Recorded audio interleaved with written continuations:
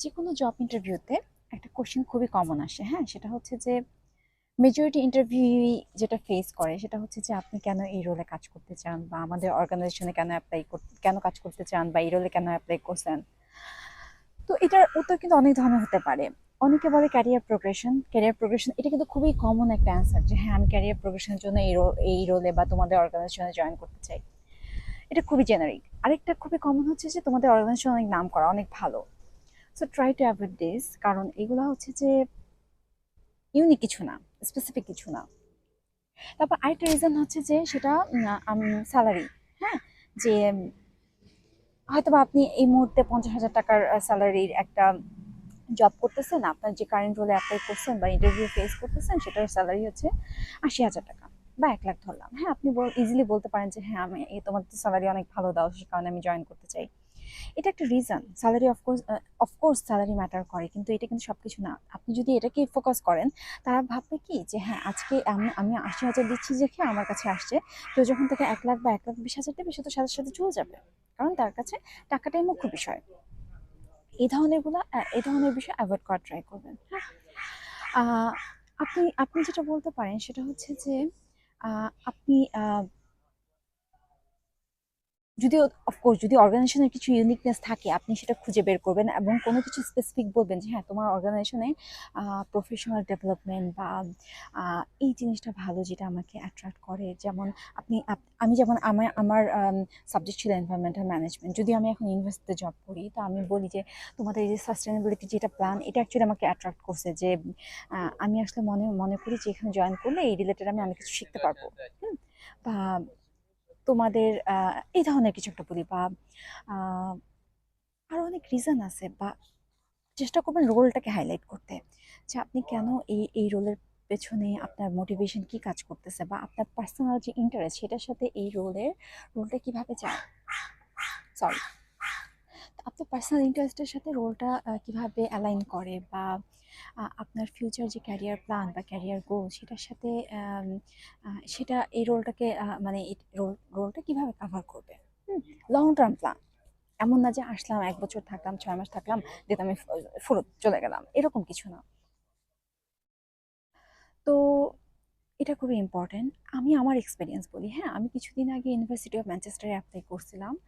তো ওরা আমাকে জিজ্ঞেস করছিল যে তুমি কেন আমাদের এখানে জয়েন করতে চাও। আমি বলি নাই যে তোমাদের ইউনিভার্সিটি অনেক বড় একটা university, I mean world ranking অনেক টপে আছে, সেটা বলি না, কারণ আমি যেখানে এখন কাজ করছি সেটাও সিমিলার লেভেলের।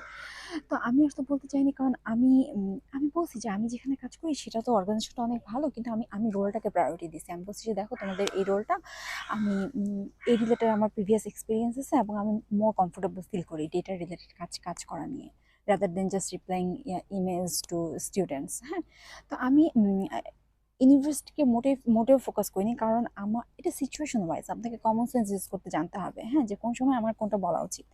আমি রোলটার কথা বলছি যে কেন এই রোলটা অ্যাকচুয়ালি আমি পছন্দ করি, আমি মোটেও ইউনিভার্সিটির ধারে কাছ দিয়ে যাইনি, কারণ এটা অ্যাকচুয়ালি রিজনেবল হতো না। তো আমার কাছে মনে হয়েছে যেটা। তো আম, এবং হ্যাঁ, তবে আরেকটা কথা, যখন আমার কারেন্ট যে আমি যেখানে কারেন্ট যে জায়গায় জব করতেছি সেখানে যখন আমি ইন্টারভিউ দিছিলাম তখন আমি অর্গানাইজেশনকে ফোকাস করতাম, কারণ তখন আমি একটা কলেজে জব করতাম যে কলেজের নাম কেউই জানতো না। তো আমি বলছি যে দেখো তোমার এটা একটা টপ র্যাঙ্ক ইউনিভার্সিটি, আমি বিশ্বাস করি যে আমি এখান থেকে অনেক কিছু শিখবো, প্রফেশনাল ডেভেলপমেন্ট, পার্সোনাল ডেভেলপমেন্ট। তারা অনেক ধরনের ট্রেনিং প্রোভাইড করতো, আমি তাকে বলছি যে হ্যাঁ এই রোল রিলেটেড আমার কিছু ইন্টারেস্ট আছে, প্লাস আমি মনে করি যে আমি কিছু শিখবো। তারপর তোমরা এই ধরনের ট্রেনিং করা, এগুলো আমি মনে করি যে আমার মানে ফিউচারে এগুলো আমার জন্য অনেক ভালো হবে। প্লাস ওয়ার্কিং এনভায়রনমেন্ট, তোমাদের যে ওয়ার্কিং এনভায়রনমেন্ট, এটা নিয়ে আমি ঘাটাঘাটি করছি, খুব ভদ্রভাবে ফর্মালি বলছি যে আমি ঘাটাঘাটি করছি, এবং আম, তোমাদের ওয়ার্কিং এনভায়রনমেন্ট আমার খুব পছন্দ হয়েছে। আহ, তো এবং আপনি মানে যাই হোক, তো স্যালারি এখানে সত্য কথা বলতে কি জানেন, আমি যে কারেন্ট চলে আসি আমার আগের স্যালারির চেয়ে আমি এখানে কম স্যালারি পাই। তো আমি যখন অ্যাপ্লিকেশন করছিলাম আমি কিছুই বদল করিনি, আমি জাস্ট ইউনিভার্সিটি দেখছিলাম, দেখার পর অ্যাপ্লাই করছিলাম। যখন ইন্টারভিউ হয়, ইন্টারভিউর সময় আমি বলছিলাম যে দেখো স্যালারি নিয়ে ডিটেলস আমি আরেকদিন বলবো। আজকে জাস্ট শর্টে বলি, সেটা হচ্ছে যে আমাদেরকে বলছিলাম যে স্যালারিটা আমার কাছে ম্যাটার করে না, কারণ আমি কারেন্টলি এর থেকে বেশি স্যালারি পাই। আম, আমার কাছে ওয়ার্ক প্লেস এনভায়রনমেন্ট, আমার কাছে ফিউচার অপরচুনিটিস বা শেখার যে একটা ইচ্ছা, হ্যাঁ, ক্যারিয়ার গ্রোথ, যে একটা শেখার ইচ্ছা কোনো একটা জায়গা থেকে,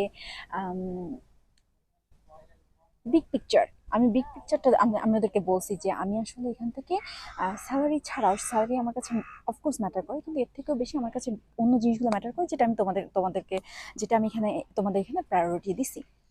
এবং হয়েছে কি, আমাকে যখন জবটা অফার করে ইন্টারভিউর পরে, তো আমার মনে আছে আমি ওদেরকে একটা খুব পলাইট একটা ইমেল করছিলাম যে দেখো আমার তো কারেন্ট স্যালারি এটা, তোমাদের রেঞ্জটা অনেক কম, তোমরা কি হাই রেঞ্জে যেতে পারবা? তো এটার পরে এইচআর, আমার লাইন ম্যানেজার, এরা কথাবার্তা বলার পর আমার কাছে রিচ আউট করছে। তারা বলছে যে তারা কিছুটা বাড়াইছে, তারপরও সেটা এখনো আমার যে আগের যে স্যালারি সেটা থেকে কম। তারপর আমি অ্যাকসেপ্ট করছি, কারণ আমার কাছে, আমি তো বলছি যে আমার কাছে কোনটা ম্যাটার করে। তো উল্টাপাল্টা কমন কিছু সেই মন করা পাখির মতো আমি এই কারণে জয়েন করতে চাই, ওই কারণে জয়েন করতে চাই, এটা না বলে আপনারা জবটা ডেসক্রিপশনে ভালো মতো পড়বেন, আপনারা অর্গানাইজেশনটা সম্পর্কে ভালো মতো জানবেন, এবং সেই অনুযায়ী কিছু একটা এমন কিছু উত্তর দিবেন যেটা খুব কমন না হয়, হ্যাঁ। কারণ আপনি যখন মুখস্থ বলবেন, ইন্টারভিউয়ার কিন্তু আপনার ইন্টারভিউ নিচ্ছে এমন না, তারা আরো বছর পর বছর তাদের যথেষ্ট এক্সপিরিয়েন্স আছে, আপনার উত্তর দেখে বুঝে যাবে যে কোনটা জেনুইন ইন্টারেস্ট, কোনটা হচ্ছে যে ফেক, কোনটা জাস্ট আপনি বলার জন্য বলতেছেন। সো হ্যাঁ, এটাই বলতে চাচ্ছি। আমি আসলে হয়তো আরো গুছিয়ে বলতে পারতাম। একটা হচ্ছে বাতাস হচ্ছে প্রচন্ড, আমার হালকা ঠান্ডা লাগতেছে, আমি ব্লেজার নিয়ে আসি নাই, আমার ব্রেক চলতেছে এখন। আর আশেপাশে মানুষ আছে, আমি মনে হয় আশেপাশে মানুষ থাকলে খুব একটা কমফোর্ট ফিল করি না। সো আই থিঙ্ক যে নেক্সট টাইম একটু বেটার কর ট্রাই করবো। আর ইয়া, দ্যাটস অল ফর টুডে।